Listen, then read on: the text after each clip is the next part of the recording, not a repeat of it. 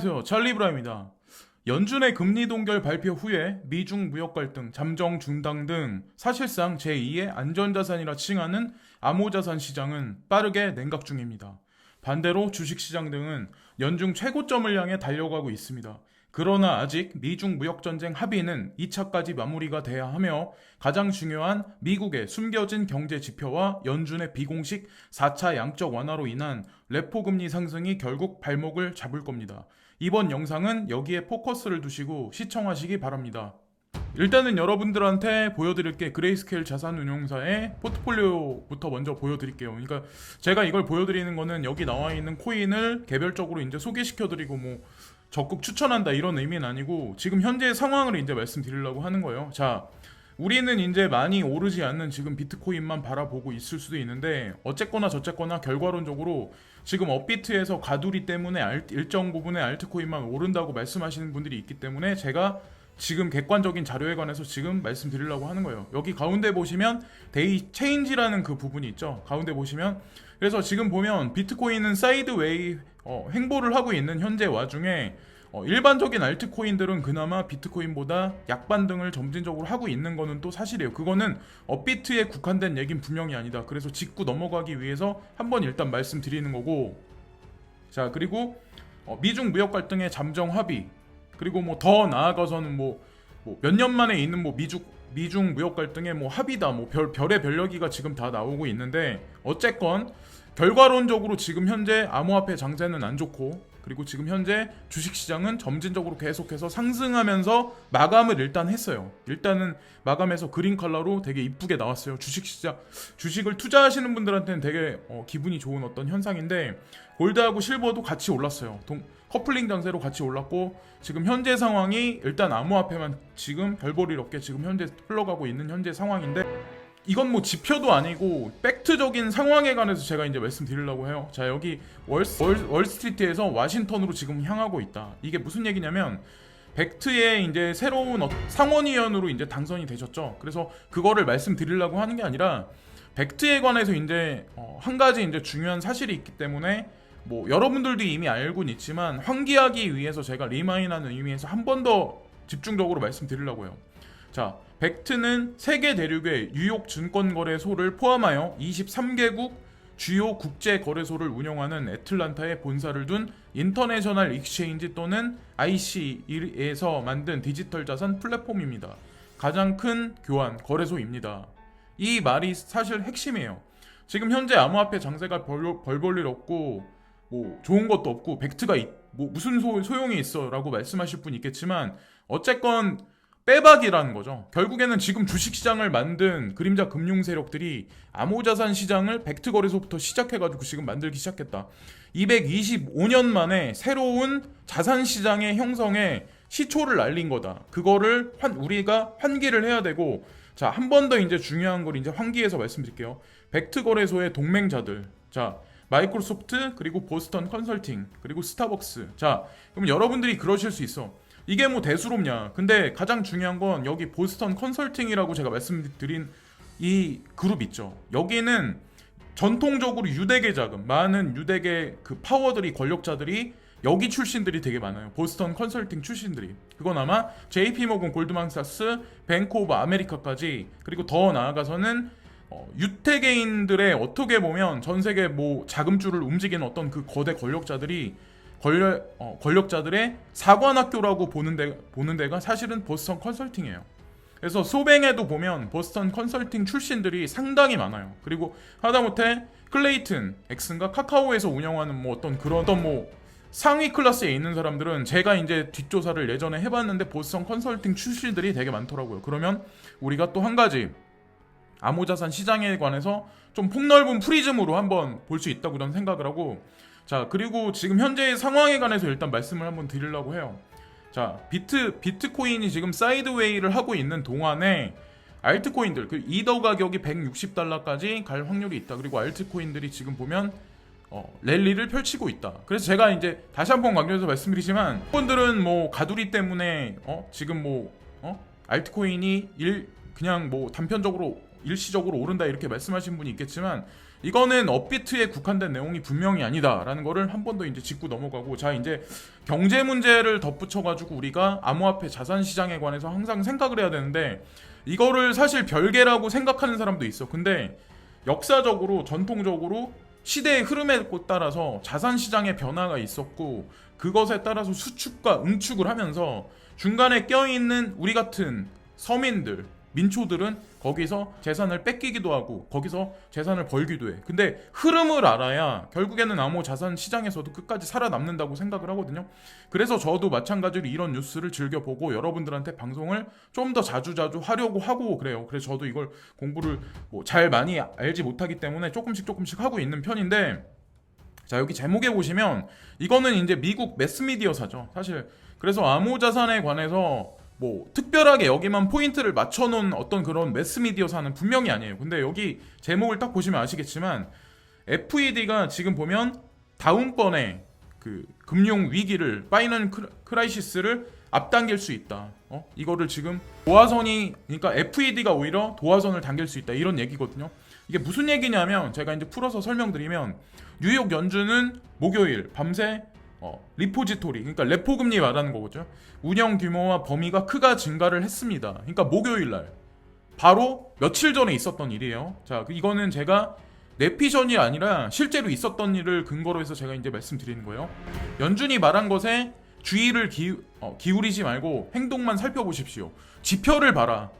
그러니까 연준에서 희망차게 말하는 뭐 금리 동결이나 금리 잠진적으로 금리 인상에 관해서 얘기를 하고 있는데, 지표를 봐라, 현실을 봐라, 그런 얘기를 지금 하고 있는 거죠. 투자자들은 벽에 쓰여진 글을 무시하거나 무시하고 있는 것 같습니다. 주식시장은 계속해서 오르고 있습니다. 우리는 유동성 위기에 처해 있습니다. 그게 이제 현재의 진짜 실점인데, 연방준비은행의 금융 시스템 개입은 중앙은행의 뉴욕 부서가 사상 최대 규모의 리포리지 운영을 발표한 후 목요일에 진정으로 엄청난 비율에 돌아갔습니다. 지금 레포리지 금리가 엄청나게 급상승을 했어요. 연준에서 금리 동결에 관해서 발표하고 나서 이런 상황이 발생됐어요. 이게 사실이야. 근데 이거는 우리가 찾아보지 않으면 이런 뉴스는 못 본다는 거죠. 이 발표는 2019년 최종 이제 이번에 금리 발표했을 때 미 연방공개시장위원회 FOMC가 미국 경제에 대한 장밋빛 그림을 그린 후 불과 며칠이 지났습니다. 그래서 레포, 여기 오퍼레이션스 고 헤이와이어라고 여기 써 있잖아요. 이 얘기가 정고점을 향해서 지금 레포리지 금리가 올라가고 있다, 이런 얘기인데, 여기 보시면은 AS 파이낸셜 타임스 보고서에 따르면 볼트와 너트 하룻밤 장기 운영에 175억과 함께 월 12월 30초 만에 레포리지 금리가 120억 달러에 포함된다. 그래서 지속적으로 급격하게 올라가고 있는 지금 레포리지 금리, 지금 그 그래프를 지금 보시면 아마 아실 것 같고, 지금 그래서 레포리지 금리에 관해서 이제 한 번 더 예전에도 이제 말씀드렸지만, 중앙은행에서 시중은행 뭐 제1금융권에 있는 은행들한테 비상 자금을 지금 계속해서 이제 조달하고 있는 거예요. 왜냐면 지금 제1금융권에 있는 은행들도 지금 돈이 없어. 그리고 미국에 있는 어떤 신용카드 사용자들이 연체율이 계속 올라간다는 건 아마 여러분들이 이미 아시고 계실 거고, 자 미국이 그런 상황이면 중국도 똑같아. 한국도 똑같다는 얘기야. 결국에는 연체율이 올라가는 게. 예전에는 이게 디커플링 장세가 됐는데, 지금 같은 경우는 블록 경제로 전 세계가 거의 경제가 거의 비슷하게 움직여요. 미국 경제가 안 좋으면 중국 경제도 안 좋을 수밖에 없어. 중국이 망하잖아요? 그럼 미국도 마찬가지로 망해. 사람들은 이제 프리즘을 거기다 이제 섞어가지고 이상한 논리를 펴요. 중국이 망하면 내가 잘 살 것 같아. 그리고 미국이 힘이 엄청나게 세지면 나는 안 망할 것 같아. 그리고 나는 엄청나게 잘 살 것 같아. 근데 그건 아니라는 거죠. 여태까지 미국이란 나라가 제1 패권국으로 기축통화를 그렇게 찍어댔는데, 여러분들 호주머니에 돈은 꽉 차 있었나요? 그건 아니라는 거죠, 결국엔. 자, 그래서 어차피 중국을 싫어하는 사람들도 되게 많은데 어차피 같이 가야 된다는 거죠. 미래에도 같이 마찬가지로. 중앙은행가들은 밤새 금리가 연방기금 금리 목표의 4배인 10%까지 올랐을 때 9월에 또 다른 반복을 피하기 위해 유동성으로 시장을 침수하고 있습니다. 자, 여기 보시면 원래는 연방기금 준비위원회에서 2.5%까지 밖에 원래 올리지 않는 건데 10%까지 치솟았어. 이게 사실은 정상이 아니란 얘기예요, 현재 상황이. 그래서 비상조치로 판매가 됐습니다. 그 비상으로 자금을 융통을 시켜줬다, 제1금융권에. QE4의 사실은 공식화다. 그러니까 그러니까 사실은 공식화 됐다고 우리가 볼 수 있다고 저는 생각을 하거든요. 왜냐면 레포리지 금리가 계속해서 이제 극적으로 상승한다는 얘기는 중앙 FED에서 점진적으로 계속해서 주기적으로 지금 시중은행에 유동성을 계속 공급하고 있는 거예요. 단적으로 한 번에 끝난 게 아니라. 그래서 목요일날 그런 일이 있었다. 그래서 연준이 공식적으로 4차 양적 완화를 시작하자마자 의미론적인 차이가 곧 폐기될 수 있어. 중앙은행이 목요일에 분명히 시연한 것처럼 야간 레포리지토리 시장의 스트레스는 더욱 심각해지고 있습니다. 이는 자금 부족이 2020년으로 갈수록 악화될 것이라는 의미입니다. 라는 얘기죠. 결론 지어서. 그래서 제롬 파월 연준 의장의 레포리지 금리 작전이 거시 경제에 영향을 미치지 않을 것이라고 주장을 하고 있습니다. 파월 의장은 지금 보면 CNBC에 나와서 그런 말씀을 하시는데 일반적으로 금융권에 있는 사람들 있죠. 뱅크 오브 아메리카 아니면 뭐 골드만삭스, JP 모건, 오히려 그런 사람 레포리지 지금 보면 레포트 쓰는 사람들이 오히려 지금 보면 FED에서 비공식으로 4차 양적 완화 시작한 거에 관해서 경고 등을 지금 알리면서 칼럼을 지속적으로 지금 쓰고 있어. 자, 그래서 얼마 전에 회의가 있었는데 거기다가 더 나아가서 미중 무역 합의 공식 발표했다. 트럼프 즉각 2단계 협상에 들어갔다. 자, 이런 얘기가 나오면서 주식시장이 막 급등을 하기 시작을 해요. 15일 날 1,560억 달러 대중국 관세 취소했고 1,100억 달러 관세 절반을 감축하고 중국의 합의에 농산물 직접제사권 환율 문제를 포함하고 있다. 자, 이거는 미국한테 좋을까요? 결국엔 중국한테 좋을까요?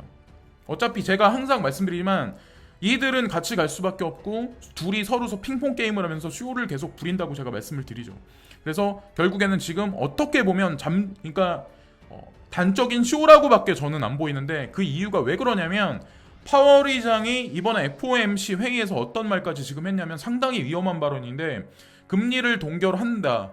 앞으로 내년 어느 시기까지 금리를 동결하겠다. 그리고 점진적으로 더 나아가서 2021년에는 금리 인상까지 지금 발표를 했어요. 그래서 일부 방송인들 같은 경우는 그냥 잠정적으로 2021년에 금리 인상한다. 이렇게 그냥 단적으로 말하는 사람도 있어. 근데 뉴스 개별적으로 하나하나만 보고 그냥 방송 만드는 사람들 있어. 들어서 트래블 투뷰 같은 그런 사람들 연합뉴스 딱 하나만 보고 뉴스 하나만 보고 이런 사실에 관해서 알지도 못하면서 그냥 만들어. 차라리 쓸모왕이나 아니면 최고 수익률이나 이런 사람들은 본인이 뉴스를 분석해서 본인들이 영상을 만들어. 그러니까 질적으로 틀린 거예요. 어떻게 보면 구독자 수를 떠나서 제가 말씀드리는 거예요. 자, 그래서 실질적인 거에 관해서 제가 이제 말씀드릴게요. 자, 연준에서는 잠정적으로 금리 인상에 관해서 발언을 했어. 2021년에는 2022년에는 금리 인상하겠다. 근데 거기에 추가되는 베이스가 깔려야 되는 게 뭐냐면 미국의 ISM 제조업 지수 추이가 거기 평가가 돼야 돼. 여기 보시면은 19년도에 들어서 그래프가 지속적으로 계속 꺾여 있는 현재 상황이에요. 이게 곧바로 세워져가지고 제조업 지수가 홀홀 돌아간다는 얘기는 사실 미국 경제가 엄청 좋다는 얘기야. 두 가지 지표를 제가 이제 말씀드릴 거예요. 자, 현재 제조업 지수 지표는 추이는 별로 썩 좋지 않아. 거기다가 두 번째 세컨 내구재 주문에 관해서도 마찬가지로 지금 보면 0.6밖에 지금 올라가지 않았어. 최소한 못해도 이게 2.1에서 지금 보면 3까지는 올라가야 되거든요. 근데 지금 보면 0.6이에요. 현재 수준이. 자, 12월 달에 지금 블랙 프라이데이나 전반적인 내수 시장에 어떤 그런 거하고 이제 맞물려서 지금 0.6까지 올라갔는지 모르겠지만 이거는 내년 가서 다시 한번 내구재 주문 지수에 관해서 한번 또 알아야 돼. 근데 제가 이제 말씀드리는 히스토리에 관해서 일단 말씀드리려고요. 8월달, 9월달, 10월달, 11월달까지. 자, 여기 보시면은 내구재 주문 지수에 관해서 8월달 보면은 2.1 그리고 9월달 0.2% 그리고 10월달 10월 24일이 마이너스 0.11 그리고 11월달에 0.6% 12월달 건 아직 나오진 않았어. 이거보다는 좋게 나오겠죠. 일단은 이걸 보고 파월 의장이 긍정적으로 얘기를 했는지는 모르겠지만 어쨌건 실질적인 거에 관해서 디테일하게 한번 말씀을 한번 드려볼게요. 자, 기업 신뢰지수는 48.10 이전이 48.30 그래서 0.2% 상승했어요. 서비스 PMI 지수는 1% 상승. 자, 보면은 그리고 제조 PMI 지수는 보면은 거의 1%가 안 되게 지금 상승했어요. 산업 생산률 마이너스 1.10%, 산업 생산 월간 마이너스 0.80. 자, 여기 종합적으로 보시면 현재를 진짜 알 수 있는 거예요. 자, 겉에서 떠드는 거랑 실질적인 건 틀린 거라는 걸 제가 객관적인 사실을 덧붙여서 말씀드리려고 하는 거예요. 제조업 생산지수는 이전이 마이너스 0.90인데 지금 현재가 마이너스 1.50. 자, 설비 가동률 보시면 이전이 77.50인데 지금 현재 76.70이야. 내구재 주문 자 보시면 마이너스 1.40에서 0.6. 근소하게 약간 소폭 상승. 그리고 여기서 보시면 공장 주문 전 교통 마이너스 0.30에서 0.20. 여기 보시면 제조업 수주가 마이너스 0.80에서 0. 또 하나 이제 중요한 게 우리가 실질적으로 직관적으로 알아낼 수 있는 어떤 그런 게 자동차 생산이 2.57에서 2.20 그리고 자동차 등록이 422에서 385 그리고 원유 재고 증감 마이너스 4에서 마이너스 8 보시면은 자 늘어나고 있어요. 재고가 계속해서 천연가스 재고 증감은 그나마 극대화되게 마이너스 돌아섰어. 그러니까 원유보다 가스를 갑자기 더 많이 쓰는지 그건 모르겠어. 근데 가장 중요한 게 가솔린 재고량 변화를 보면 이전이 3,385에서 지금 현재가 5,400. 이것만 봐도 우리가 어느 정도 알 수 있다고 저는 생각을 하거든요. 그래서 제가 오늘 말씀드리는 결론은 뭐냐면 미국에서는 금리를 동결한다. 잠정적으로 동결한다 라고 얘기했다가 더 나아가서는 금리 인상하겠다고 그렇게 얘기를 하고 있는데 그게 또 쉽지 않아. 만약에 금리 인상을 한다면 그 얘기가 뜻하는 건 뭐냐면 지금도 빚져가지고 사람들이 론 받아가지고 집을 사고 이런 사람들이 얼마나 많아요. 자기 캐시로 현금을 다 주고 집을 산 사람이 과연 몇이나 될까요? 전 세계. 특히나 미국이란 나라. 모기지 어떤 금융이 우리나라보다 더 많이 발달된 나라인데 우리나라 사람들은 몇십 년을 집값을 서서히 소규모로 조금씩 갚아나가는 어떤 그런 론 문화가 우리보다 훨씬 많이 발달해 있단 말이에요. 걔네 같은 경우 호주나 캐나다나 뭐 이쪽 브레튼 체제 어떤 커먼웰스 그쪽 에리어 같은 경우는 그러면 결국엔 금리 인상한다. 이 얘기가 뜻하는 게 뭘까? 그리고 지금도 사람들은 돈이 없어서 체크카드를 많이 쓰는 게 아니라 신용카드를 많이 쓰는데 지금 보면 신용카드 연체율도 지속적으로 올라가. 결국에 미국에서 금리 인상을 하려면 제가 말씀드린 대로 인플레이션이 발생한 상황 PMI 지수랑 내구재 주문자 지수가 올라가서 인플레이션이 극도로 올라간 상황이면 파월 연준 의장이 떠드는 금리 인상이 되는데 그게 아니라면 결국에는 지금 현재 4차 양적 완화가 아마 최종적으로 힘을 쓸 수 있는 달러의 마지막 칼춤이 아닐까라는 생각을 하거든요. 칼춤이라고 표현하면 되겠구나. 뭐 여러 가지 어떤 그 견해들도 있고 여러 가지 어떤 뭐 시장을 바라보는 프리즘이 있겠지만 제가 보는 견해에서는 일단 그렇다는 거죠. 그래서 인플레이션이 만약에 완성을 못하면 결국에는 지금 통화 시스템은 4차 양적 완화 비공식적인 4차 양적 완화를 지금 행하고 있는 연준에서 결국에는 파괴적인 금융 시스템을 완성하기 위한 하나의 전략이라고 봐야 된다고 저는 생각을 해요. 자, 그리고 거기에 따라서 크랙이 가기 시작하면 현재 금융시장에 크랙이 가기 시작하면 암호화폐도 분명히 서서히 움직임이 있을 거라고 저는 생각을 해요. 그러니까 지금의 장세에 흔들리지 마시고 중장기적인 장세로 이제 거시적인 관점으로 바라보시면서 앞으로 경제 현상이 어떻게 되나 면밀히 기다리시면 제가 봤을 때 나쁘지 않은 장세가 분명히 올 거라고 생각을 합니다. 일단 다시 한번 강조해서 말씀드리지만 인터컨티넨탈 익스체인지 그들이 왜 움직이나 그리고 버스턴 컨설팅, 스타벅스 그들이 내년에 그리는 그림을 보시면서 우리는 그냥 어차피 이 시장에 들어왔기 때문에 끝까지 즐기시면 된다고 생각합니다. 지금까지 찰리 브랑이었고요. 오늘도 즐거운 하루들 되시고 내일 일요일이네요. 항상 감사합니다. 너무 힘들을 잃지 마시고요. 크게 보세요. 항상 감사합니다.